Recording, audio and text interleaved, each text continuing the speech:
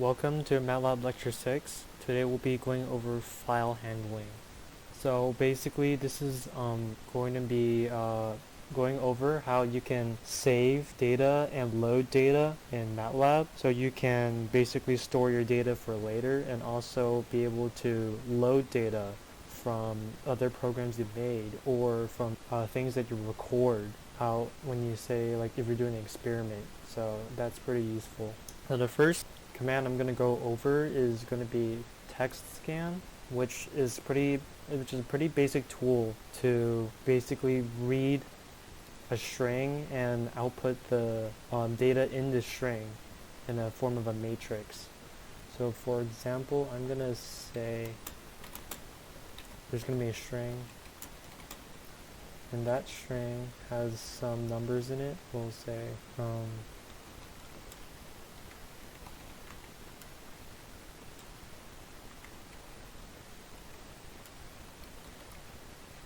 yeah, we'll just put a bigger number in, and then we can put a really small number. Alright, and now we have a string with those values, and now I'm going to say text scan string, and over here I'm going to tell it to input it in a certain format. So if I do that, now I have an answer matrix with all the numbers that was in the string earlier. And as you can see, that's pretty useful. And I'm gonna do this again, so you know what this here does. This %f means that I'm gonna be importing these numbers in a float form. But if I wanted to do something different, like say an integer, so I would do %d, then these will all be integers. And you have different options for this. So I could say 2.1f. So this basically means that I can only have like a length of 2 values here, which is why it just cuts off the -3 here. And the 0.1 means a precision of 10. So as you can see, 4.56 became 0.7. Okay, it's kind of weird how it cuts off all the numbers like that, so I'm going to see if, well, it won't let me do that. But anyways, you can look on the documentation yourself. There's many different kinds of formats that you can use here. So %f is probably the most common for decimals, and yeah, it should be pretty self-explanatory if you're looking at documentation. Actually, you know what, we'll just do that right now.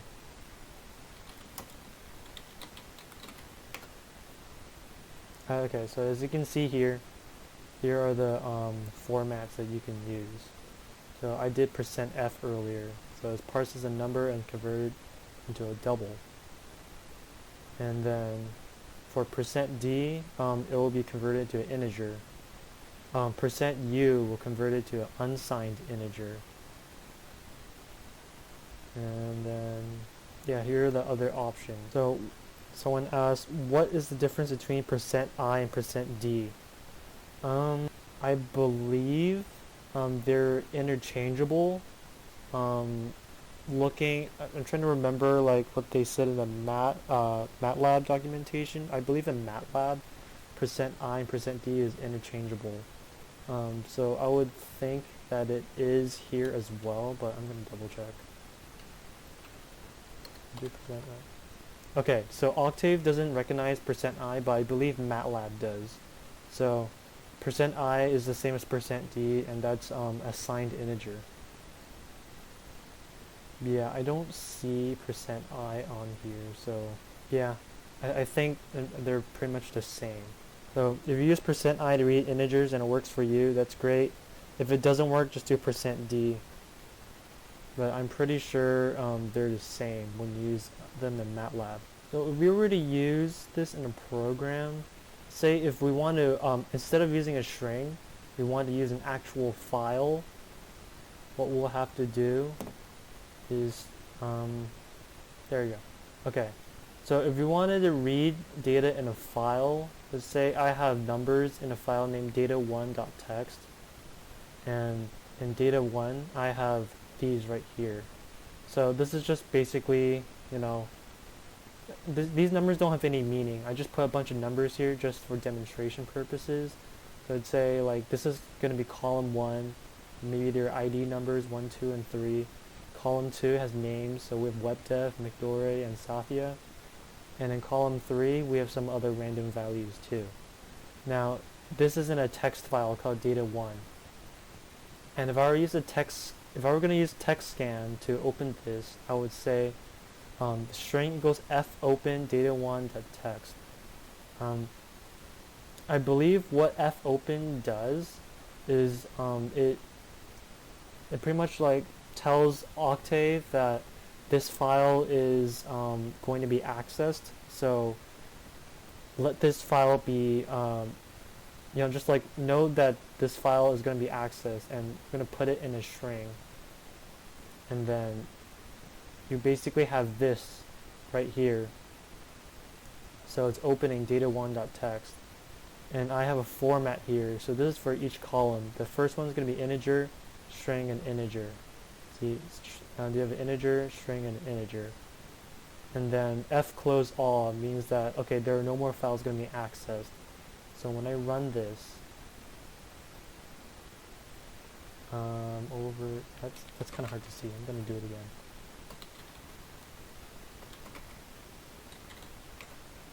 Oops. Alright. So it will show you that the first column is 1, 2, and 3. Second column is WebDev, McDore, Safia, and the third column are the 3 random values I put down. So if I type in string, okay, I see now. Over here, fopen, it's not really like it's kind of weird how this works.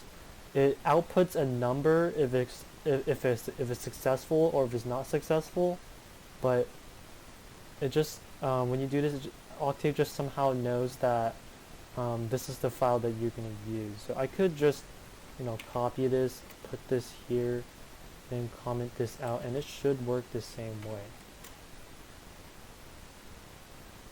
Yeah, and it worked the same way. So fopen is just kind of an interesting way of telling Octave, I'm going to access this file, and kind of just put the file on hold so you can use it later.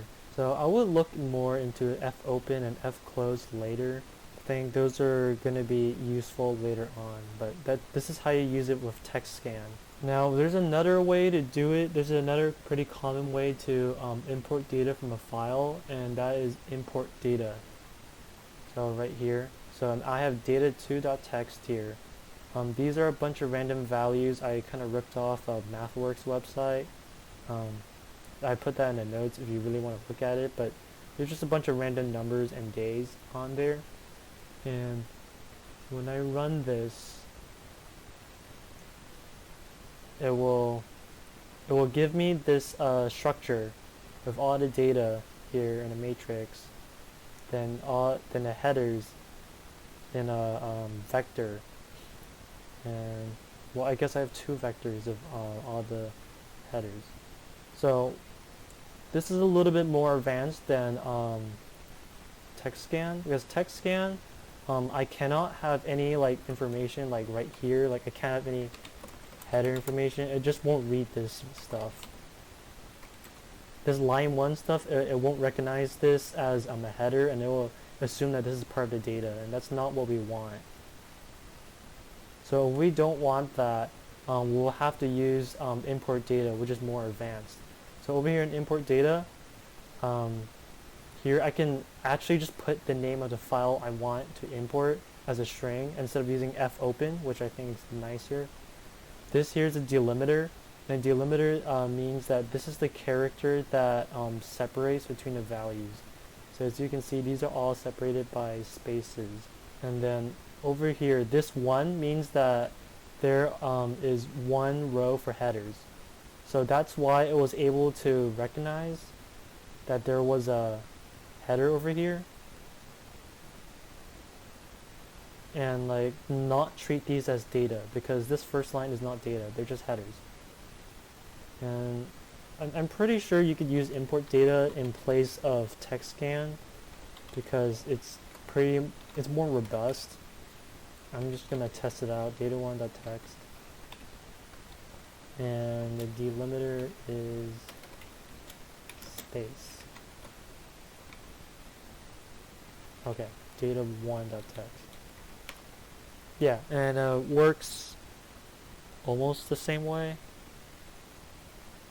So yeah, I think I was expecting some integers here, but then it saw names instead, and it got a bit confused. Yeah, I was expecting some numbers here. That's why it says NA here.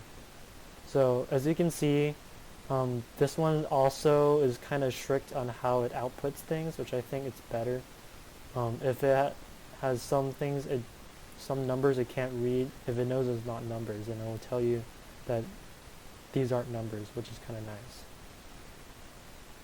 Now, say if I were to put a header here,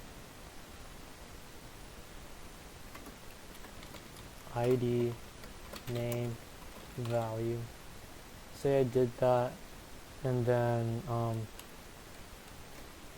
I wanted those headers to show up. I just need to say there's one header row. And there you go. There's your header row. And the header is not part of the data, which is good.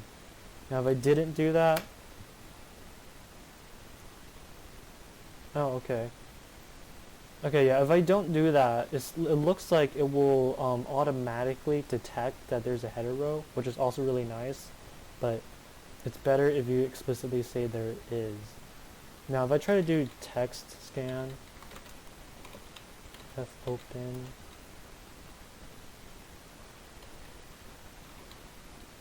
data1.text, and I try to just do everything I just did earlier, it's probably not going to work.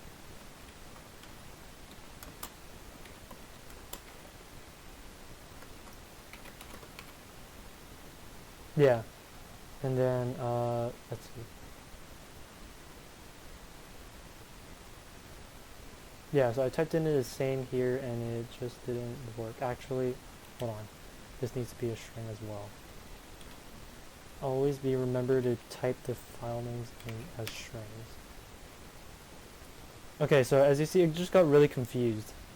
Because it just read the first line here and it just got really confused, and I don't know what the heck it just did, but this doesn't look right to me.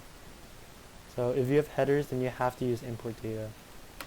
And it's nice.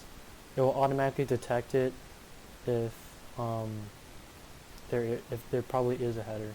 And I could do something like this. So say if you have two header lines, actually, you know, maybe I just have like a title here. So this is data 1.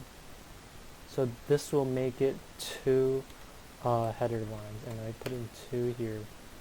Then yeah, it will know that there's 2 headers, and it won't try to do anything there. And let's see if it will auto detect. Yeah, it will auto detect that I have 2 headers, which is really cool. And if I try to do the same thing, text scan, yep, it just can't do it. Text scan only works if you have like just pure data, no headers, no nothing. So it's kind of limited, but it does work pretty well for strings, so I think that's the main use for it. Okay, we have another question. When I use text scan, I often use header lines to skip any lines I don't want to read in Matlab. Can I do that in Octave? Let's see. Oh, okay, there is a header lines option.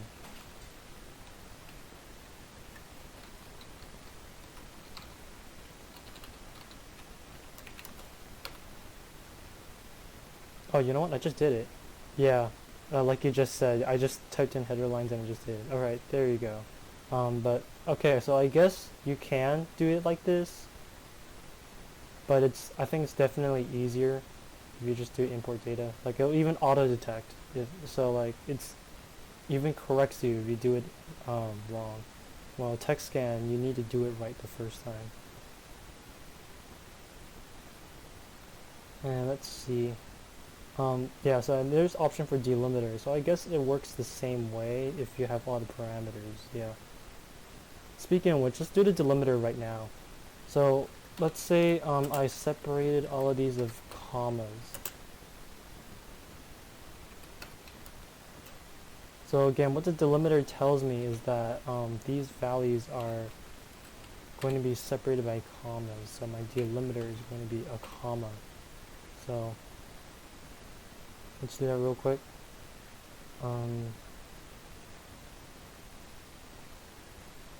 Okay, I think the delimiter goes... Well, actually... Okay, it goes right there.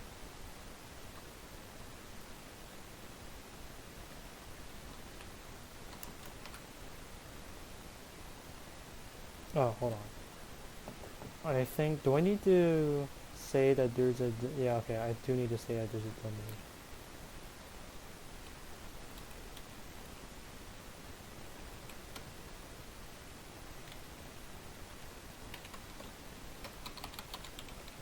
So by default, it's going to use space as a delimiter, because that is the most common delimiter. And that did not look like it worked. I'm going to try import data.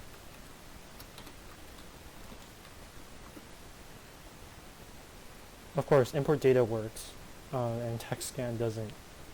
I'm sure you could find out a way to do it with text scan, but I clearly am biased to import data because it works so well.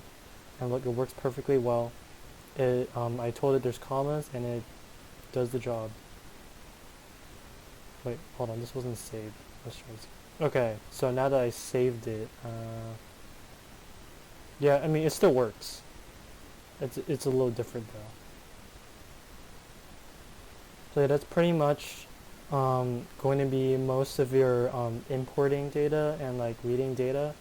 The cool thing about import data is that it can also handle different kinds of files. So I have a few files open right now. I have in this directory I have a WAV file and a picture. So I'm gonna go import the audio file and let's see what this looks like. Import data a screen dot wave, and yeah, just let it rip. Now this might look really weird, but I guarantee you this is what a WAV file looks like if you look in like the data, like all the actual data. This is actually what a file looks like. Here's the sample rate, and this makes sense. This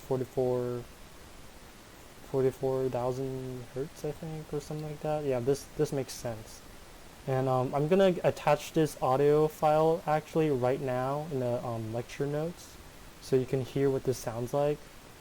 But again, it's not gonna be obvious that what I just printed there was the file. But yeah. So I just put in the lecture notes the file I just imported. And you can hear firsthand if someone's screaming. It's kind of funny. Alright, and I can also do different file types like images. So I can put in an image, say like import data, and then image fake QR code .png because I couldn't do this thing properly. And as you can see here, there's a bunch of numbers. All these zeros and ones correspond to RGB value, I believe. And if you look over here, I'm going to attach it actually, just so you can look at it. Fake QR.png. Just so you can look at it. Fake QR.png. So I want you to draw your attention to the boxes in a corner. You see how it looks like a QR code a little bit, not quite. And if you look at the values over here, actually, You can see the zeros and ones and zeros. You can almost make out that there's a square right here. So that's really cool. So you can see the raw data, it actually almost looks like the actual QR code, which is really neat. And this is the red channel, and then the blue channel, and then actually that's the green channel. Red channel, green channel, and then the blue channel.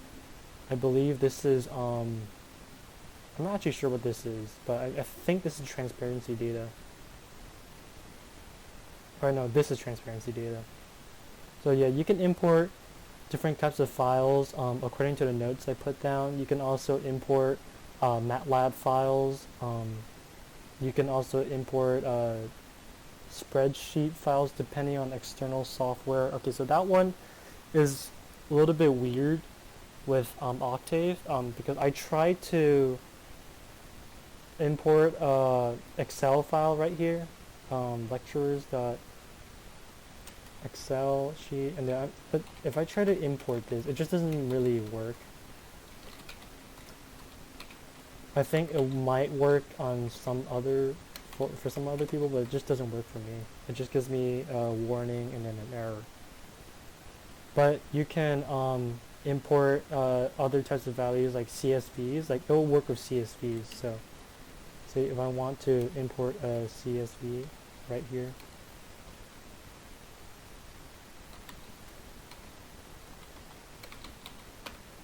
Yeah, and it works just fine. And if you open up the whoops. That just opened up on a different... Okay, there you go. And this is the CSV right here. I have name, James Brown, Ada Lovelace, Heisenberg Brunel, and I have the occupation. And it works just fine. So the CSV is just basically a fancy text file. CSV stands for comma separated values. So these are all separated by commas. So it will work fine for those. And CSVs like to open up in Excel, as you can tell, but it doesn't work with Excel sheets, unfortunately. I know Matlab will work fine with Excel, but Octave won't, unfortunately. It looks like there's a missing piece of code here for Octave. There's import data, read MP3 data into waveforms. It should. I could try to do it right now, but in the interest of time, I'll get back to it. But according to the documentation, it does say that MP3 data is allowed, and I'm just gonna double check actually on the documentation. But okay, for Octave, I'm not sure if we can import MP3, but I'm pretty sure Matlab can, because Matlab can do everything. Yeah. So on Windows only, Matlab can import in MP3. Octave can't because I think they're missing some code here. They aren't able to read. Well, I know Octave can't read MP3, they just didn't say so.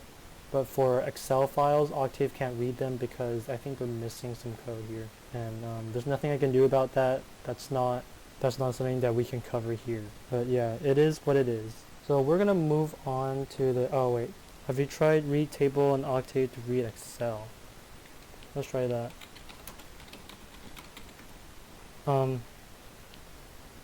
Read table is not a command in Octave, unfortunately. And there are many different ways to import data other than the two that I listed. I mean, I put some of the comparisons on Matlab on Stack Exchange on the notes, so you can look at those. But I'm pretty sure Octave can't because I searched up Excel as a keyword in a documentation and like nothing relevant popped up. So I believe it can't open Excel files as of now, which is unfortunate. But you can always do CSVs and they work just fine. So I would just use those. Alright, so we have no other questions. I'm going to move on to the next part, which is going to be saving and loading data. So now that we have a lot of data over here, as you can see, we have a bunch of data here. Actually, I'm going to go clear this and I'm going to make some new data. So let's say we have A equals 1, B equals 2, C equals 3, and we have A, B, C equal 1, 2, 3. Now when I close this, right now I'm going to lose all my data and I won't know what A, B, and C are the next time I open this up. So if I want to save this, I'm going to say save, and then I'm going to put in a file name. So I'm going to save example, and then if I don't put any parameters after this, it will save A, B, and C. So if I open this up, as you can see here, A, B, and C, and I'll have the values right here. So it has all of that. Now, if I do this again, so like say if C equals 4, and then do save example again, it's gonna overwrite the file if I press yes. So now C equals 4. Now if I don't want it to overwrite, so let's say D equals 5. I save example, I overwrite this, now we have D equals 5. And then I have E equals 3. Okay, you know what? Let's say D equals 3. Let's see what happens. Now if I say append, instead of overwriting, this will add data on here. So now this is kind of weird. We have two instances of D now. One that's equal to 5, one equal to 3. So append will just add data instead of overwriting, but I think this will make really weird behavior because now we put in D, well, it says it's 3. So I guess the most recent one takes precedence, but it won't delete the data that we had before. We do append. So what if we only want to save a certain amount of data? We'll say like I only want A and B. I'm going to do a save example, A and B. I'm going to overwrite this. Now it only saves A and B. So I clear this, and I'm going to load in example. I have A and B. It doesn't know what C and D are because I just deleted those. So it only knows what A and B are, and it's 1 and 2. So let's say C equals 3. I'm going to save all these again. Yes. 1, 2, and 3. And I only want to load in, actually let me clear. I only want to load A and C. So do A and C.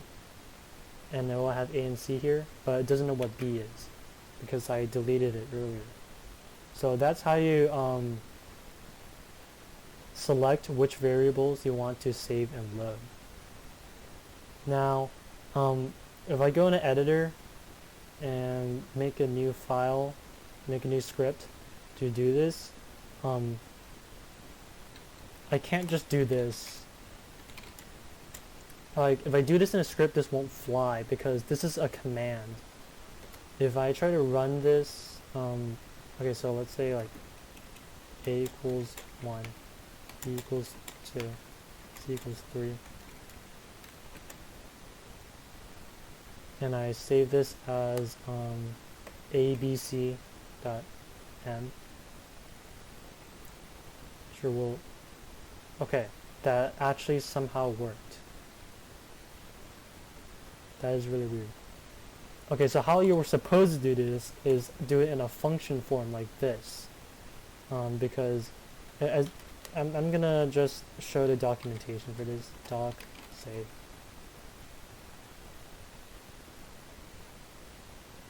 So save has a functional form where you put everything in parentheses instead of just having it just like this where I typed it out in a command line. This is meant for scripts, and this is meant for the command line. It worked, I guess, just fine, but if you're doing a script, you should do it in function form, just like this. And say I want to save A and B only, so I just have A. Well, actually, I think I'll just do A and B. Oh, that didn't work, did it? Alright. So let's try this again. I'm going to save A and B. Nope, that didn't work again. Alright, I'm gonna go take a look at what I did wrong. Oh, okay. I have to put everything in strings. So when I do that, yep, it works just fine. A and B. And I can also, clear this in the middle of, so I can say who's, just so we get an idea of what variables are there. Clear who's, there should be nothing here. Clear, and then I'm gonna load example, and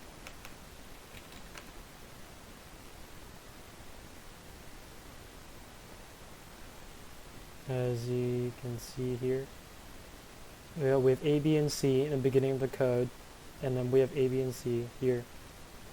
And then I did a clear right here, and nothing shows up because there are no variables. And then I loaded A and B, and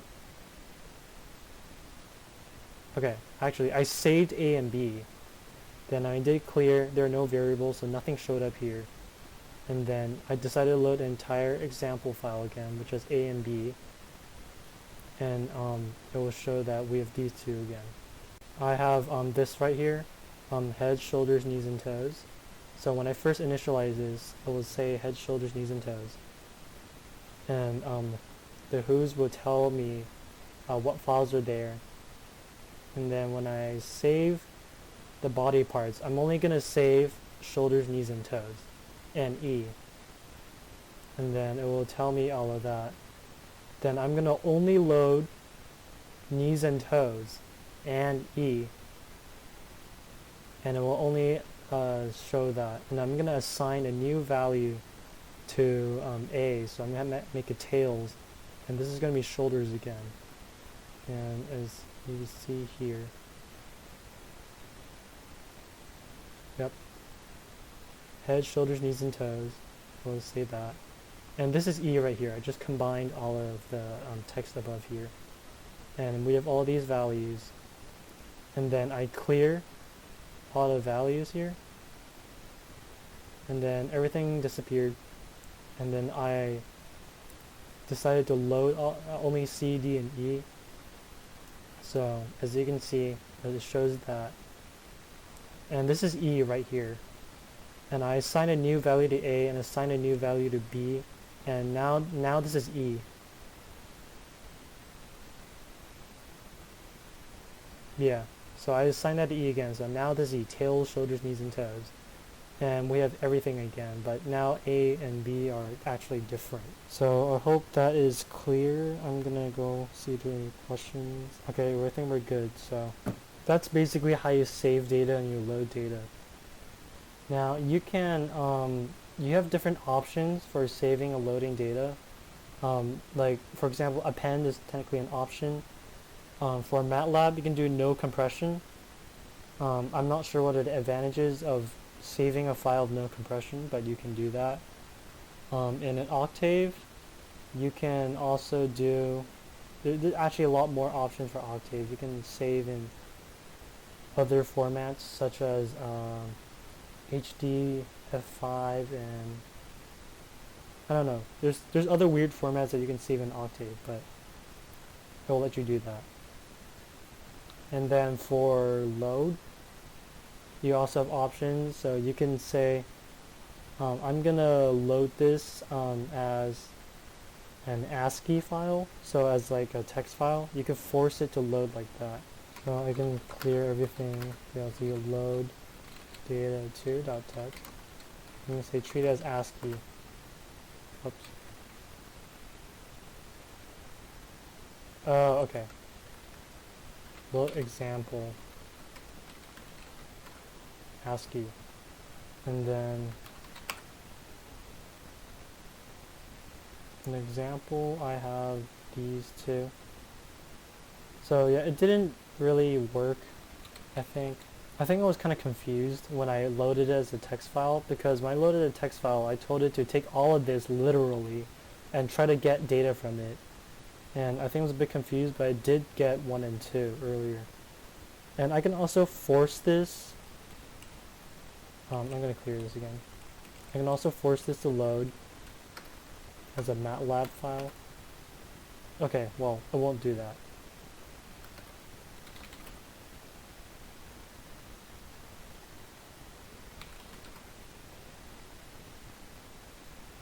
Okay, so yeah, there's different options that you can do.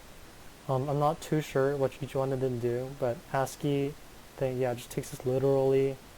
Text treats it as a text file, which already is, so we're just fine. And let's see, yeah, I think you can also try to import it as a mat file. Well, I think that's what I did earlier, but it didn't work. Yeah, it won't work because example here isn't a .mat file. Now, a .mat file is actually the default file format that Matlab will save data to. So if you were using Matlab and Octave and you wanted Octave to open a Matlab file, then you would use this option right here. But I don't think anyone's going to be doing that. So that was just kind of like an advanced implementation of load. Pretty much it. It's not that complicated. It's just importing data, save load, and that's it pretty much. So I'm going to see if any more questions. I'm going to edit ABC. Let's actually make it read all the data. Actually, we'll combine the import data. Actually, no, the text scan and the save and loading. So we'll just say string equals 1, 2, 3, and then text scan string, and delimiter is a space. Okay, so we can change this to a comma, and we're going to separate these in commas.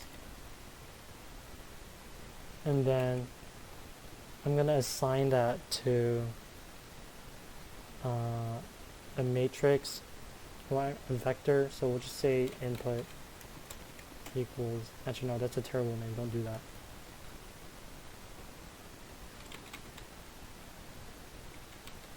I can't think of a good name, we'll just do ABC.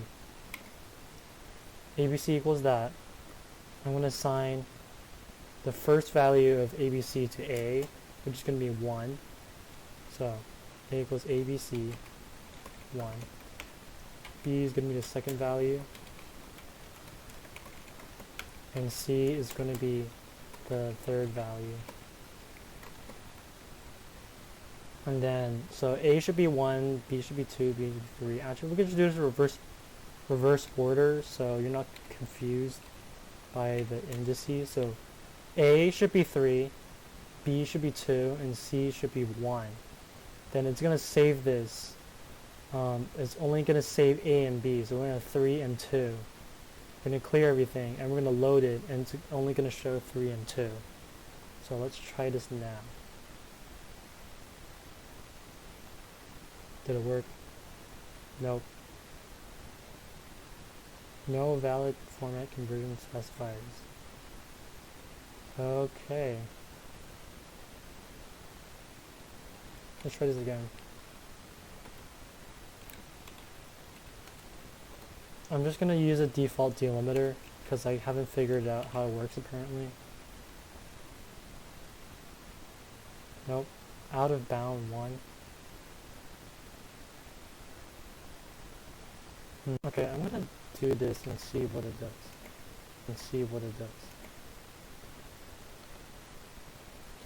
Okay, so we have a string that equals that.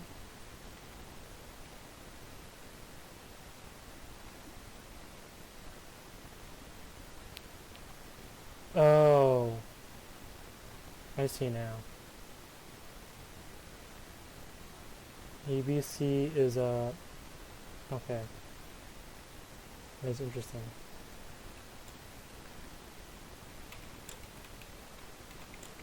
I think this should work. Alright, just that doesn't work. I think I was trying to be too ambitious here, so yeah, we'll just say A equals 1, B equals 2, C equals 3. And if you, but yeah, you get the idea. You can use text scan, import data in the same file as save and clear. And yeah, I'll just do it right here actually. So I'm gonna go save, and I'm gonna save this file to example2. And when I do this, example2 will have it will have out, the value of out here. So 3, 2, 1.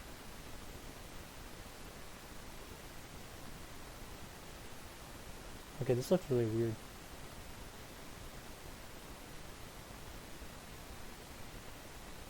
Data1.text. So it did save some data. So it has 3, 2, 1. I think this is like this in reverse order. I'm not exactly sure why it's backwards. Okay, yeah, it just doesn't work very well with text scan. I'm blaming text scan for this one, so I'm gonna get rid of this. Import nums. I'm gonna see if I can save this to example2.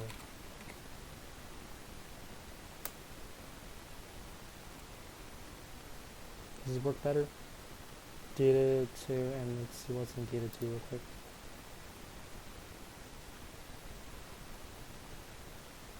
And then we've got example 2. Yeah, it somewhat saved the data. So yeah, there you go. You can put both of them in the same file and start, moving data around different files. And it's pretty useful. Again, I think the people watching this know more about this than I do, so. Alright, so with no further questions, I'm gonna go end the lecture. But thank you for joining, looking at my lecture, looking at me fail doing my own programs. But again, it should be pretty straightforward. It's just text scan, import data, save and load. And now you can do all of that by yourself, and the homework should be out shortly. So thank you, and I'll see you next week.